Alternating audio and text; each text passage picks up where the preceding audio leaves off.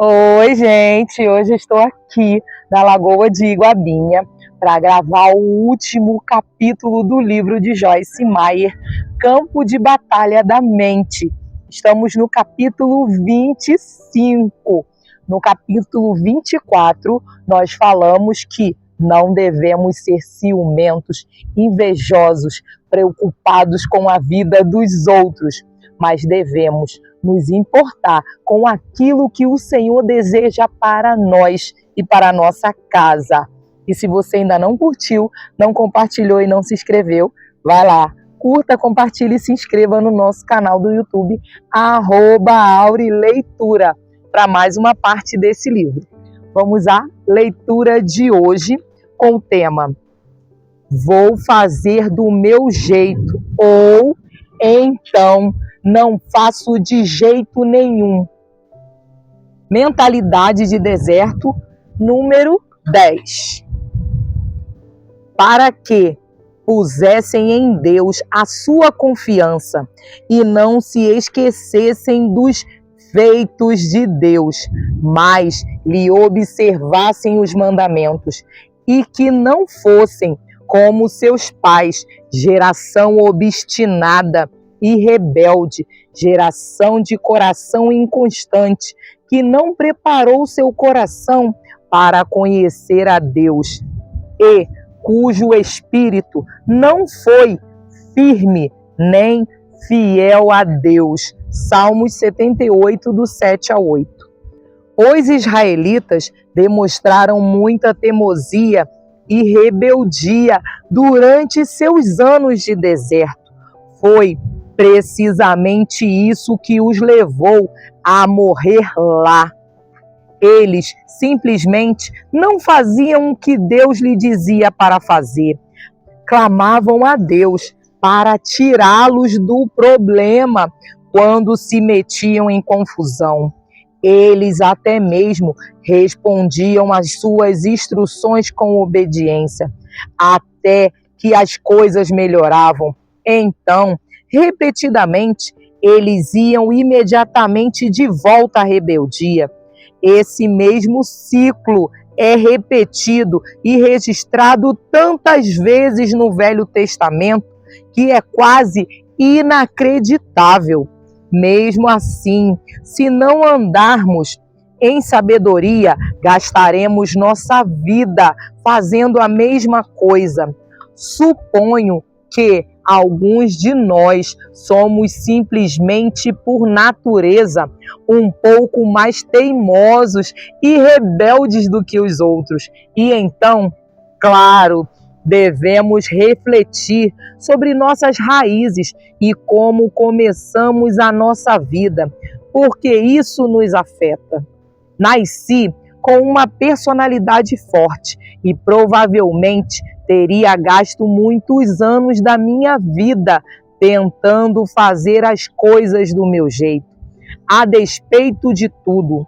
Mas os anos que passei sendo abusada e controlada, somados a uma personalidade já forte, combinaram-se para desenvolver em mim a mentalidade que ninguém iria me dizer o que fazer. Obviamente, Deus teve de tratar essa atitude errada antes que Ele pudesse me usar. O Senhor exige que aprendamos a abrir mão da nossa vontade e sejamos flexíveis e moldáveis em suas mãos. Enquanto formos teimosos e rebeldes, Ele não pode nos usar. Descrevo teimoso como obstinado, difícil de tratar ou trabalhar, e rebelde como resistente ao controle, resistente à correção, ingovernável, que se recusa a seguir normas comuns.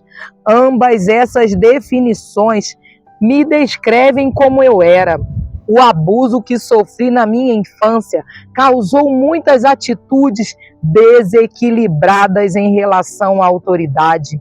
Mas, como disse neste livro, eu não poderia permitir que meu passado se tornasse uma desculpa para continuar presa na rebelião ou em qualquer outra coisa.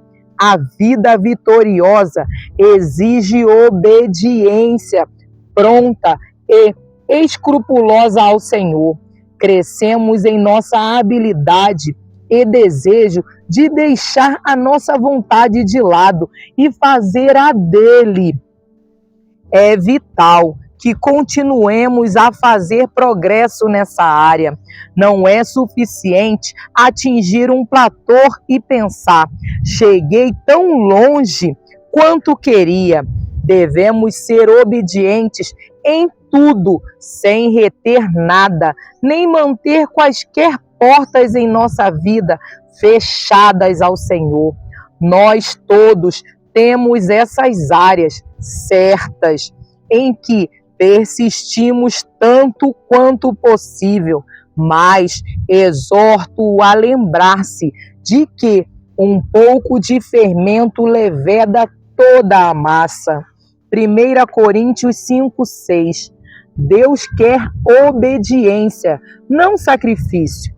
Porém, Samuel disse ao rei Saul: tem porventura o Senhor tanto prazer em holocaustos e sacrifícios, quanto em que se obedeça a sua palavra?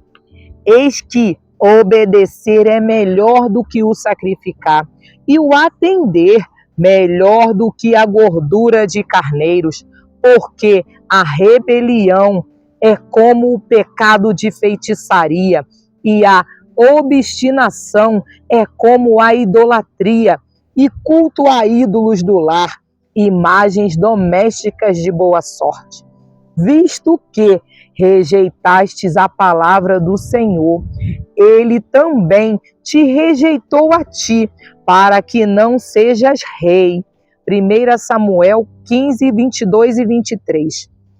Um exame de vida de Saul nos mostra vividamente que lhe foi dada uma oportunidade de ser rei.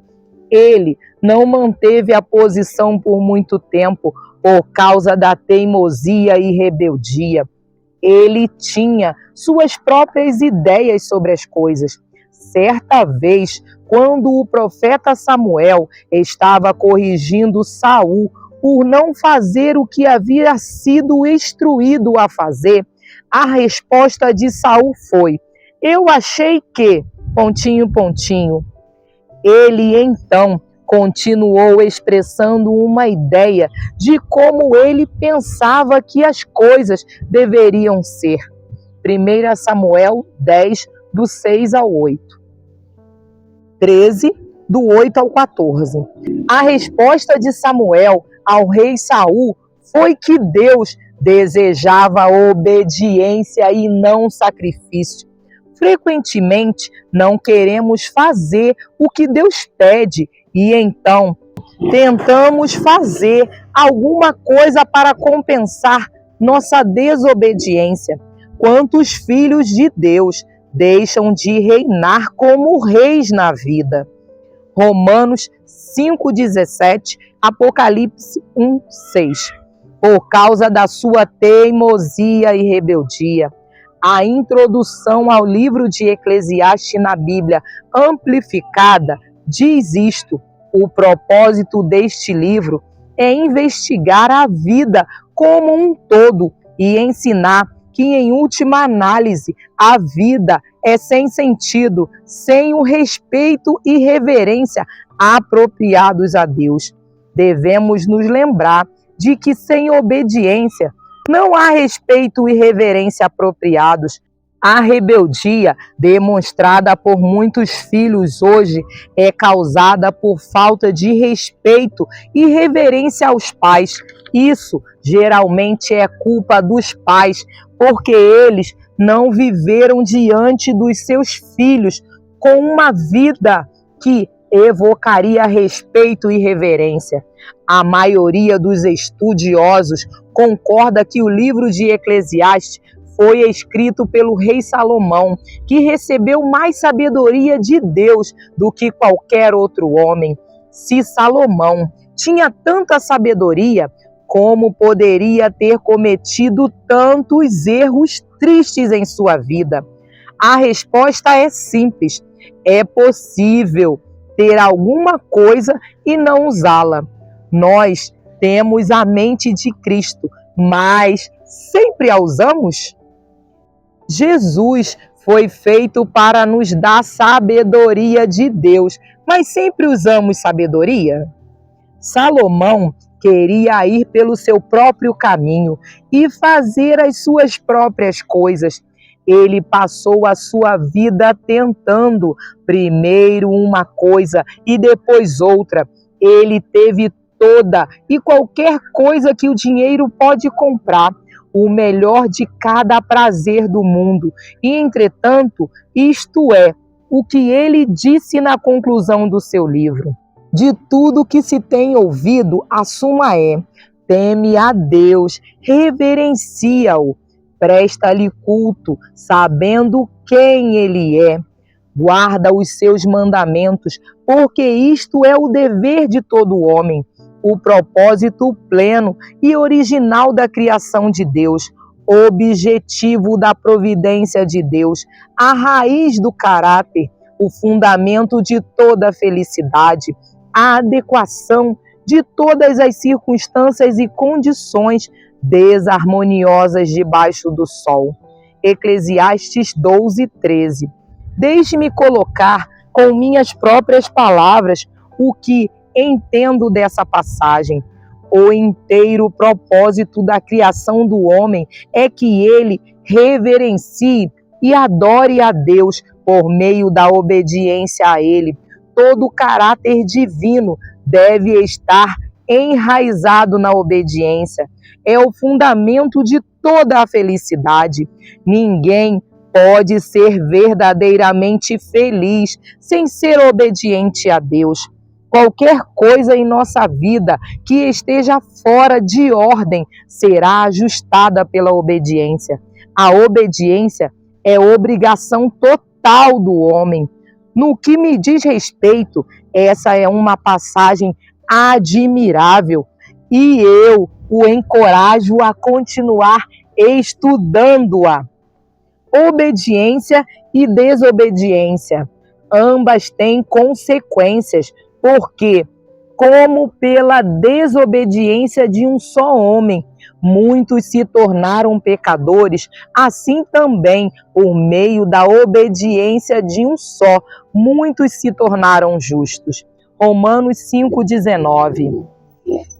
Nossa escolha para obedecer ou não obedecer não apenas afeta a nós, mas a multidão de outras pessoas. Apenas pense nisto: se os israelitas tivessem obedecido a Deus prontamente, a vida deles teria sido longa.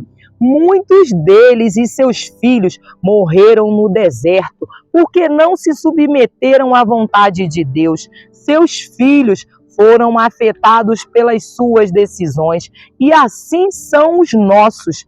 Recentemente, meu filho mais velho disse: mamãe, tenho alguma coisa para lhe dizer e posso chorar. Mas me escute. Então, ele continuou dizendo: tenho pensado sobre você e o papai e os anos que vocês têm colocado nesse ministério e em todas as vezes que vocês escolheram obedecer a Deus e como nem sempre foi fácil para vocês.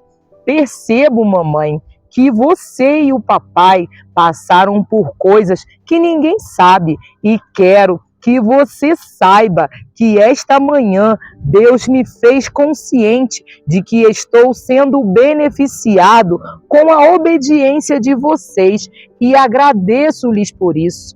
O que ele disse significou muito para mim e lembrou-me de Romanos 5,19. Sua decisão de obedecer a Deus afeta outras pessoas. E quando você decide desobedecer, isso também afeta outros. Você pode desobedecer a Deus e escolher permanecer no deserto. Mas, por favor, Tenha em mente que se você agora tem ou terá filhos, a sua decisão os manterá no deserto com você. Eles conseguirão sair quando crescerem, mas posso assegurar-lhe que eles pagarão um preço por sua desobediência. Sua vida poderia estar em melhores condições se alguém em seu passado tivesse obedecido a Deus. A obediência é uma coisa de longo alcance. Ela fecha as portas do inferno e abre as janelas do céu. Eu poderia escrever um livro inteiro sobre a obediência, mas por agora simplesmente quero chamar a atenção para o fato de que uma vida de desobediência é fruto de pensamento errado.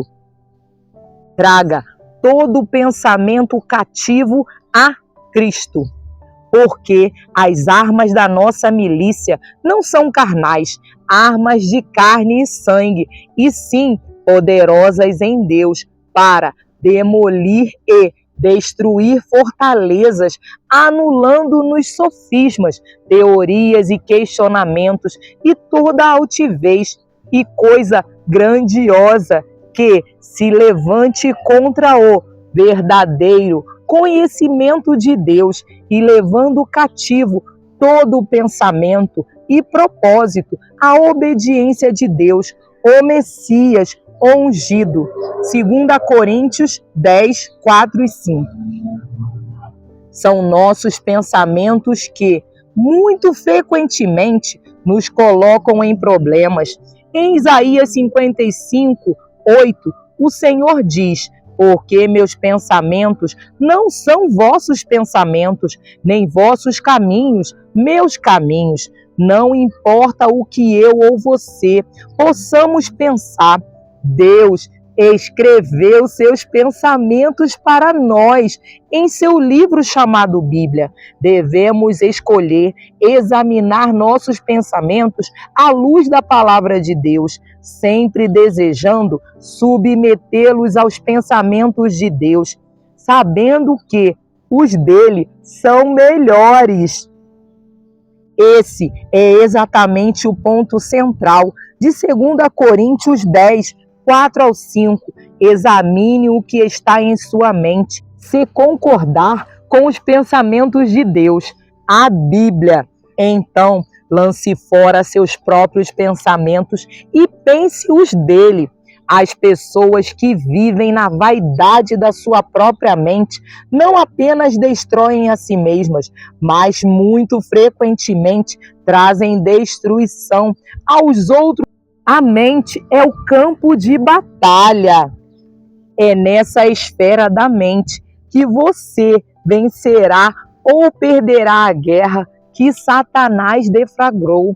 É a minha mais sincera oração que este livro o ajude a lançar fora as imaginações e cada coisa elevada e altiva que se exalta contra o conhecimento de Deus, trazendo todo o pensamento cativo à obediência de Jesus Cristo.